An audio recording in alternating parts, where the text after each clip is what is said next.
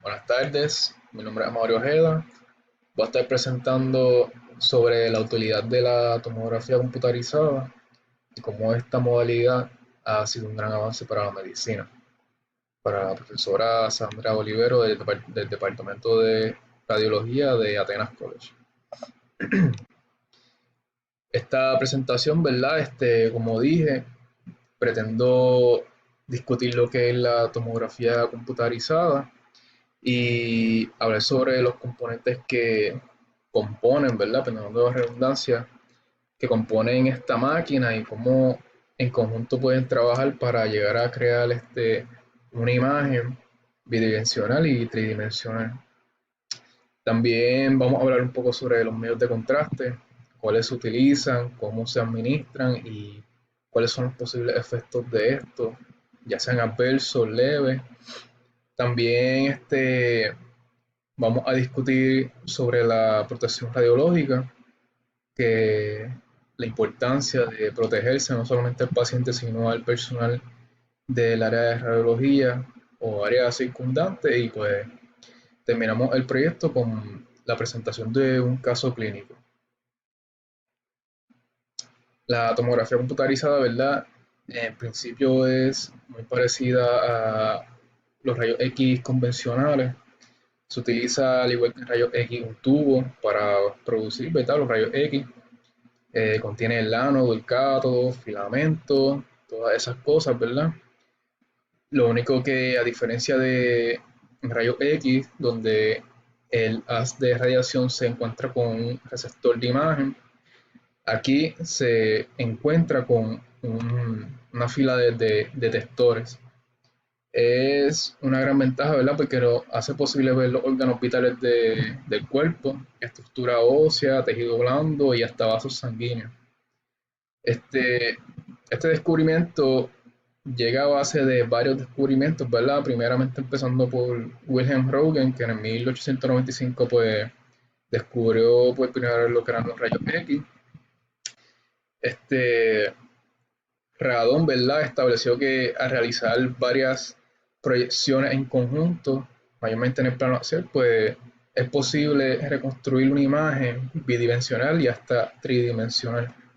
Cormac creó fórmulas para medir la absorción de rayos X en el 1963 y en el 1970 Hounsfield, que era un ingeniero británico, creó el primer equipo que para ese entonces solamente era capaz de hacer estudios de cabeza, de cerebro. Ambos, ¿verdad? Hounsfield y Cormac, pues recibieron este premio Nobel de la Medicina en el 1979. Vamos a pasar, ¿verdad?, a la parte para discutir lo que compone una máquina de CT. Empezando por la parte más eh, notable, el gantry, ¿verdad? Lo que compone el cuerpo de la máquina. Es donde se alojan todos los componentes de la máquina y también tiene controles para la dosis de radiación del paciente, tiene la habilidad también de angularse cefálicamente o caudalmente 30 grados. El tubo de rayos X, como mencioné, ¿verdad? Igual que el de rayos X convencional, tiene un ánodo, un cátodo, se alimenta de alto voltaje, ¿verdad? Tiene un filamento el cual crea la nube de electrones y un blanco donde chocan esos electrones, ¿verdad? Este, en esta imagen como tal podemos también ver no solamente el tubo de rayos X, sino el colimador, que en CT se utilizan dos colimadores, y abajo la fila de detectores. Los colimadores, como dije, ¿verdad? El prepaciente y el pospaciente. El prepaciente manipula el haz, determina el grosor de corte y también la dosis que el paciente va a recibir. Es muy importante, ¿verdad? Siempre colimar al área que nos interesa evaluar. Y el pospaciente es el que permite el, el haz de radiación que va a llegar a los detectores. Y también tiene como ventaja que disminuye la radiación dispersa que puede crearnos artefactos en esa imagen. Los detectores, aquí hay una foto un detector, ¿verdad? Y abajo podemos apreciar la fila de detectores. Antes solamente la primera máquina tenía solamente un detector, ya hoy las máquinas son mucho más avanzadas y tienen miles, cientos de detectores. Es una parte fundamental, ¿verdad?, de la máquina. Estos recogen ese haz de radiación que traspasa el paciente, esos rayos de potencia, y lo que hace es que los recogen y los transforman en una señal eléctrica para que la máquina pueda procesarlo. La mesa, ¿verdad? Tiene, dependiendo del manufacturero, la capacidad de soportar hasta 500 libras. Está construida con un material, fibra de carbono, que pues es radiolúcido, o sea que no va a confligir con los rayos, ¿verdad? Para crear unos artefactos en el estudio. El sistema de adquisición de data, una vez esa radiación es detectada, ¿verdad? Por los detectores, obviamente, este sistema se encarga de transformar esas señales en datos digitales para de ahí poder transmitirla al ordenador. Aquí el ordenador, ¿verdad? Donde básicamente se encuentra el tecnólogo radiológico, este, editando y manipulando el estudio. Se encuentran computadoras de alto rendimiento que tienen que ser capaces de resolver ecuaciones matemáticas, un montón, miles, cientos de ecuaciones matemáticas para crear una imagen. Aquí, ¿verdad? Como en rayos X, MRI, mayormente estos estudios e imágenes se convierten en el formato TICON y todos llegan a parar a la nube, ¿verdad? Que es PAX, un sistema de almacenamiento donde llegan todas esas imágenes y estudios. La utilidad y las ventajas de la tomografía computarizada, como dije, ¿verdad? Es eh, una modalidad que es sumamente rápida, los estudios pueden durar solamente pocos minutos y se utiliza mucho hoy día en la medicina para detectar este, varias enfermedades. Se recomienda mucho para estudios de corazón, ¿verdad? Siempre y cuando sea con una máquina de múltiples detectores, pues pueden hasta identificar patologías como bloqueos en arterias coronarias que se causan por depósitos de colesterol y identificar, ¿verdad?, si el corazón tiene parte sana o enferma. Ahora, todo tiene una ventaja y una desventaja, ¿verdad? La ventaja es que, como dije, son exploraciones rápidas, son útiles para detectar tumores o masas extrañas, ya sean benignas o malignas. Permite, ¿verdad?, que el tecnólogo pueda ver dentro del paciente sin tener que intervenir quirúrgicamente, ¿verdad? Y se puede observar también la anatomía de ese paciente en diferentes planos, no solamente en un solo plano como sería una radiografía convencional. Ahora, en la desventaja, los rayos X son rayos ionizantes, ¿verdad? Que en grandes cantidades pues puede llegar a ser perjudicial para la anatomía y fisiología del paciente.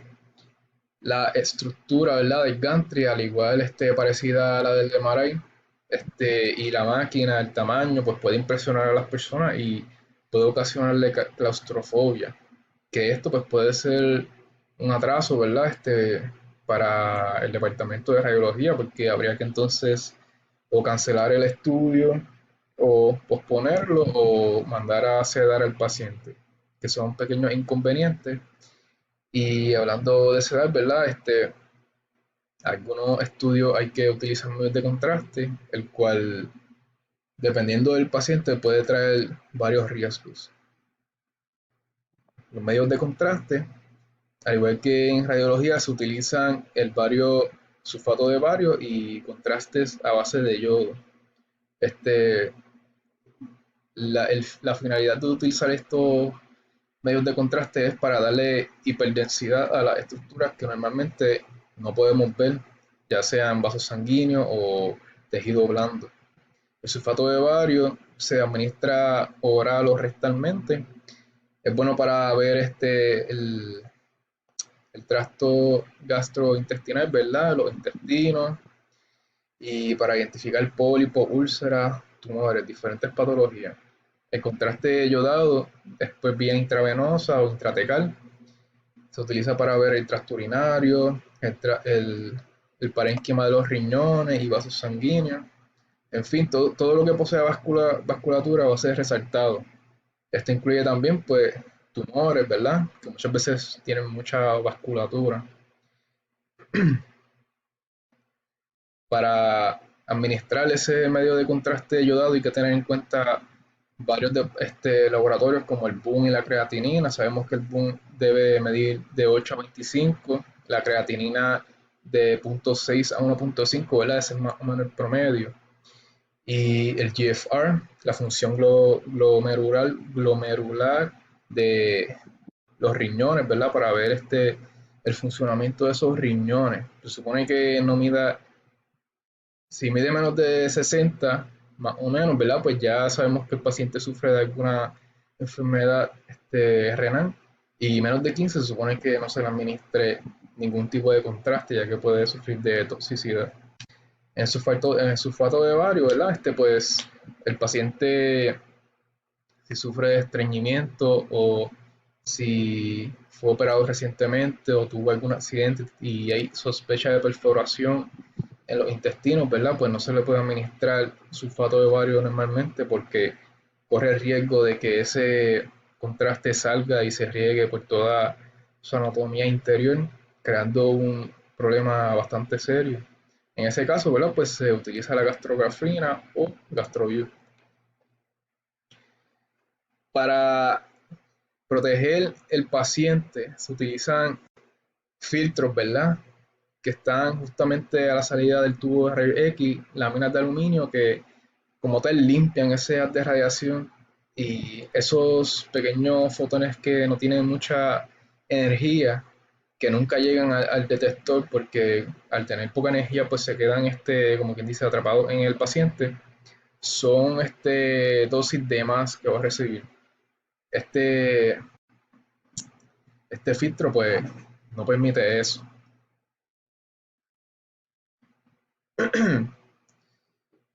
Nos dejamos ya por el término ALARA, ¿verdad? Obtener el estudio con la menor exposición posible del paciente.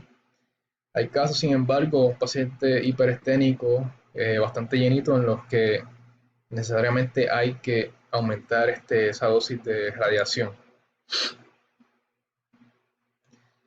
Para manipular, ¿verdad? Y proteger al paciente, pues el grosor de corte, mientras más grueso sea, menos exposición. El pitch, que es el movimiento de la mesa a través del gantry, pues lo podemos aumentar. Ahora va a haber menos proyecciones y por ende menos calidad de imagen. Mientras sea posible, evitar repetir el estudio, solamente obtener un scout y siempre utilizar protectores plomados para el paciente. Para pacientes pediátricos, siempre identificar si es extremadamente necesario hacer el estudio, modificar esos factores de radiación, y mantener el paciente pediátrico sin moverse lo lo menos posible. Y obviamente para el personal, ¿verdad? Siempre estar detrás de esas paradas plomadas y utilizar el dosímetro para ver la cantidad de radiación que ha recibido en su labor. Seguimiento.